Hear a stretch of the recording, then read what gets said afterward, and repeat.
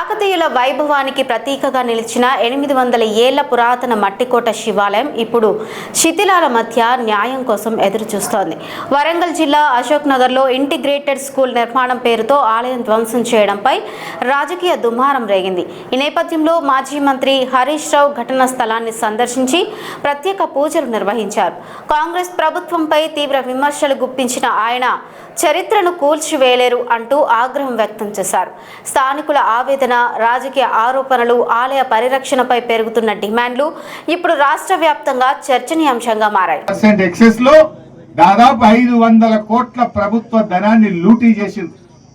ఈ స్కూళ్ళకి సంబంధించి కూడా ఒక రిటైర్డ్ అధికారిని చీఫ్ ఇంజనీర్ గా నియమించి ఆ రిటైర్డ్ అధికారులు అయితే తమ చెప్పు చేతుల్లో ఉంటారని రిటైర్డ్ చీఫ్ ఇంజనీర్ ను పెట్టి స్కూళ్ళ టెండర్లు చేసి మొత్తం 4.96 ఎక్సెస్ కి ఇచ్చి 500 కోట్లు లూటీ చేసింది ఇవాళ రేవంత్ రెడ్డి ప్రభుత్వం. విద్యాశాఖ మంత్రి ఆయన్నే, ముఖ్యమంత్రి ఆయన్నే. ఇటు స్కూళ్లను లూటీ చేసిండ్రు, స్కూళ్ల పేరిట దేవాలయాలను కూల్చి గుప్త నిధులను కూడా లూటీ చేసే కుట్ర చేస్తా ఉన్నారు. అందుకే దీని మీద విచారణ జరపాలని విజిలెన్స్ డిపార్ట్మెంట్ ను కూడా మేము కోరుతా ఉన్నాం.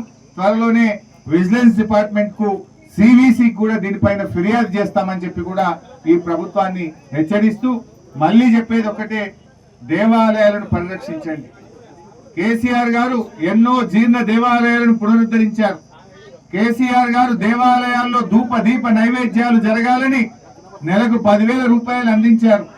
అద్భుతంగా అంగరంగ వైభవంగా శిలలతో కూడిన యాదాద్రి లక్ష్మీనరసింహస్వామి దేవాలయాన్ని కట్టారు. మరి మీరు ఇప్పటికైనా ఇటువంటివి మానుకోవాలి, ఈ గుప్త నిధులపైన విచారణ జరపాలి, ఈ దేవాలయాన్ని పునరుద్ధరించాలి. కలెక్టర్ గారు నోరు విప్పే పరిస్థితి లేదు. మా నినాదం ఖచ్చితంగా గుడి పునర్నిర్మాణం చేయాలి.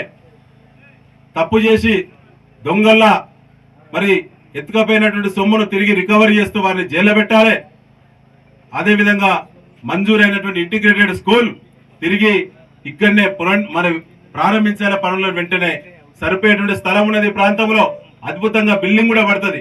ఈ పేరు మీద బడిని కొట్టేటువంటి కుట్ర చేస్తూ ఉల్టా ప్రచారం చేస్తే కాంగ్రెస్ నాయకులారా, మా నినాదం, మా విధానం ఒకటే, బడి కావాలి, గుడి కావాలి.